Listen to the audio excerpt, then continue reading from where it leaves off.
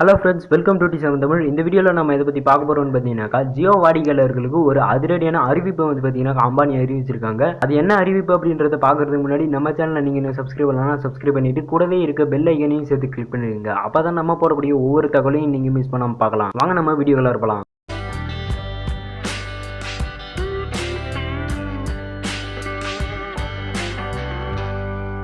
அதாவது என்னன்னு பார்த்தீங்க அப்படின்னாக்கா, 2021ஆம் ஆண்டிற்கான ஏஜிஎம் மீட்டிங் ஜூன் 24 நேற்று நடந்தது. அதில் அம்பானி என்ன சொன்னாங்கன்னு பார்த்தீங்கன்னாக்கா, ஜியோவும் கூகுளும் சேர்ந்து ஒரு ஸ்மார்ட் ஃபோனை உருவாக்கி இருக்கும். அந்த ஸ்மார்ட் ஃபோன் வந்து பார்த்தீங்கன்னாக்கா செப்டம்பர் 10ஆம் தேதி அன்னைக்கு இந்தியாவிலையும் மற்ற வெளிநாடுகளுக்கும் அறிமுகப்படுத்த போவதாக சொன்னாங்க. அந்த ஸ்மார்ட் ஃபோனுடைய குறிப்பிட்ட சில ஃபீச்சர்ஸ் மட்டும் சொன்னாங்க. அதை இப்போ நம்ம பார்க்கலாம். Voice assistant automatic redownload off screen test. அதாவது வந்து பார்த்தீங்க அப்படின்னாக்கா, எதனாவது ஒரு மெசேஜ் இருக்குது அப்படின்னா அது ஆட்டோமேட்டிக்காக ரீட் பண்ணுற ஆப்ஷன் இருக்குதுன்னு சொல்கிறாங்க. லாங்குவேஜ் டிரான்ஸ்லேஷன் இருக்குது, ஸ்மார்ட் கேமரா இருக்குதுன்னு சொல்றாங்க. இன்னும் அதிகமா இருக்குது அப்படின்றது சொல்றாங்க. இதனுடைய விலை வந்து பாத்தீங்கன்னாக்கா இன்னும் சொல்லல.